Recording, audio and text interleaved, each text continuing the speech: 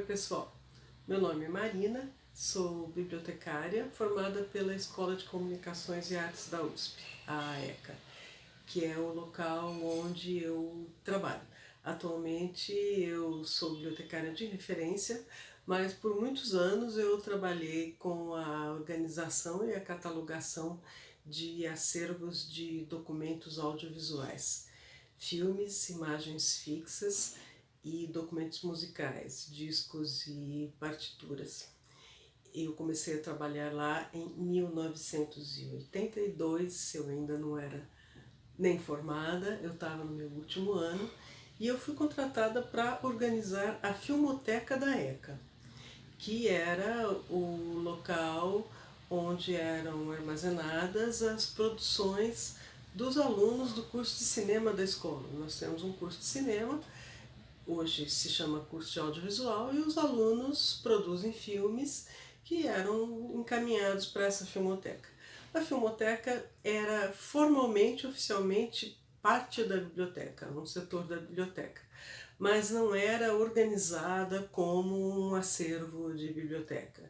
Foi organizada pelo pessoal que trabalhava lá antes de mim e que não tinha formação de biblioteconomia, então não seguia nenhum preceito, né, de biblioteca. E eu fui contratada justamente para isso, ainda antes de me formar. É claro que foi um momento difícil, porque eu simplesmente não conhecia nada do assunto, eu nunca tinha pegado na mão um filme. E 82, nós estamos falando de filmes em película, não de DVDs nem de vídeos. Eram filmes em 16 e 35 milímetros. Eu não conhecia absolutamente nada desse material. Por sorte, nesse mesmo ano, eu fiz uma disciplina no curso de biblioteconomia com a professora Johanna Smith, que sempre foi uma das maiores especialistas no Brasil sobre o assunto. Uma pessoa que na época, além de conhecimento, ela já tinha experiência prática com organização de acervos audiovisuais, e foi isso que me ajudou bastante. Entre as maiores dificuldades naquele começo, além do desconhecimento, né, do que era o material que eu precisei aprender, tinha uma questão bastante séria. Muito rapidamente eu percebi, com a ajuda das minhas colegas bibliotecárias da ECA, que já tinham experiência com organização de acervos musicais, que as regras existentes de catalogação, as formas de organização tradicionais de biblioteca simplesmente não atendiam às necessidades daquele acervo, não respondiam às perguntas que os usuários do acervo faziam. Eram insuficientes. São normas, e ainda são normas que foram desenvolvidas para acervo textual e adaptadas de forma muito superficial para outros tipos de documento. Então, qual foi a decisão? Elaborar normas próprias para a catalogação e para a organização daquele acervo. Claro que não é uma decisão fácil, tem consequências, como qualquer outra decisão que se tome na organização de um acervo. Organizar audiovisuais utilizando regras inadequadas também tem consequências, né? Então a gente precisa optar o que a gente considera melhor, principalmente para o nosso usuário. Mas é claro que não era fácil. E onde eu poderia me apoiar? Eu fui me apoiar no usuário, que é justamente a quem a gente deve recorrer nessas situações. Vamos falar com quem vai utilizar o material. E no caso do meu trabalho na ECA, não era apenas quem vai utilizar, é com os próprios produtores, porque a proposta é organizar um acervo de filmes destinado ao uso das pessoas que produziam aqueles filmes. Eu organizava filmes para diretores, produtores, fotógrafos, gente que trabalhava na produção daquele material, né? E foram eles que me ajudaram nesse trabalho, a construir um sistema que atendesse minimamente às necessidades deles. Aí fica um alerta para todo mundo, uma dica que eu quero que vocês anotem e guardem para a vida. A gente cataloga para o usuário. Catalogação não é, como muita gente pensa, um trabalho interno. Catalogação é uma das etapas do atendimento ao usuário. É neles que a gente precisa pensar. Senão a gente não está de fato catalogando. Senão a gente está limpando a mesa e esvaziando o armário de material a processar, né? Então, isso é a coisa mais importante que a gente tem que pensar quando vai catalogar qualquer acervo. Em especial acervos menos comuns, né? Menos cobertos pelas práticas da nossa profissão. É claro que não foi rápido, né? Eu demorei muito tempo para conseguir ter resultados mais ou menos concretos, né, nesse meu trabalho. Foi só em 1993, por aí, que eu consegui criar a base de dados para cadastramento do acervo de filmes. Eles já estavam processados por processos manuais, né, fichas, algo parecido com fichas, e só em 93 que eu consegui desenvolver uma base de dados. Na época eu usei o MicroIsis, que era o que dava para usar, era o que a gente tinha de acessível na ECA, e construí uma base de dados que atendia de uma forma bastante razoável às necessidades daquele acervo.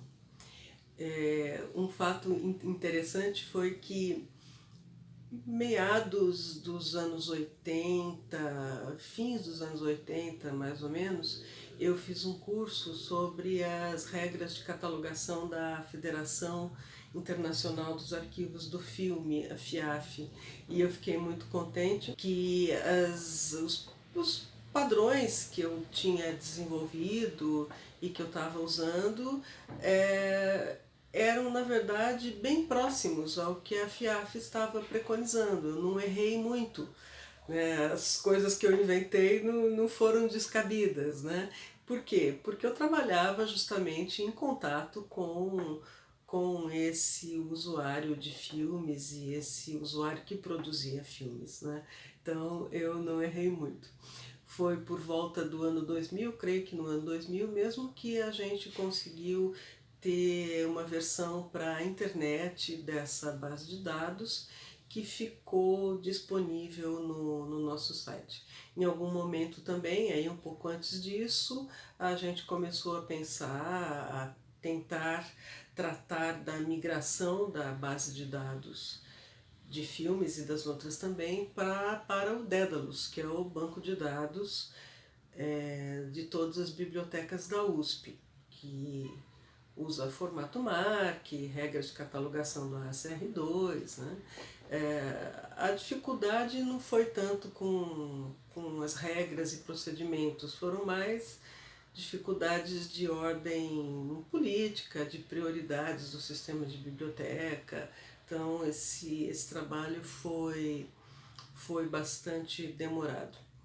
Além de trabalhar com acervo de filmes, eu também trabalhei na ECA e ainda trabalho com um acervo de imagens fixas, de fotografias. Eu comecei organizando um grande acervo de slides da área de artes. Eram reproduções, principalmente de obras de arte, que os professores precisavam para dar aula, para exibir em sala de aula obras de arte, comentar e discutir com os alunos. Era um acervo bem grande que eu organizei também. Hoje eu ainda trabalho com imagens de arte, porque a gente está desenvolvendo um projeto de construção de uma biblioteca digital de imagens da área de artes destinada a catalogar, registrar a produção artística da ECA, dos artistas da ECA, professores, alunos e ex-alunos. Ainda não está pronto, mas é um projeto bem interessante do qual eu estou participando também. Isso foi lá pelos anos 90, início dos anos 90, eu comecei também a trabalhar na organização dos acervos de documentos musicais. Eu não fui eu que comecei a desenvolver esse trabalho, ele já existia, já estava bastante consolidado e eu assumi a organização desse material. Minha colega Ana Lúcia Recine, que me treinou, me explicou como tratar esses acervos. Também foi um desafio, porque também música eu não conhecia absolutamente nada, eu já estava habituada com o mundo das imagens. Música para mim foi uma novidade enorme e é um tipo de informação bastante complexa, né? Principalmente porque a gente também trabalha para músicos, né? E o acervo é constituído basicamente por música erudita, né? Mas foi um trabalho também bastante interessante.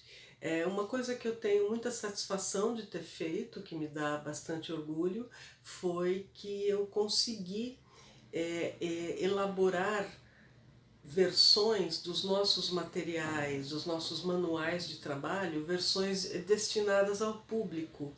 Eu peguei os nossos manuais internos de trabalho, o manual de catalogação de filmes e o manual de catalogação de partituras, e fiz uma versão destinada ao público. A gente conseguiu publicar esses manuais com esse método de trabalho em PDF, está disponível no site da biblioteca hoje em dia e também no portal de livros abertos da USP, foi publicado no portal de livros abertos da USP.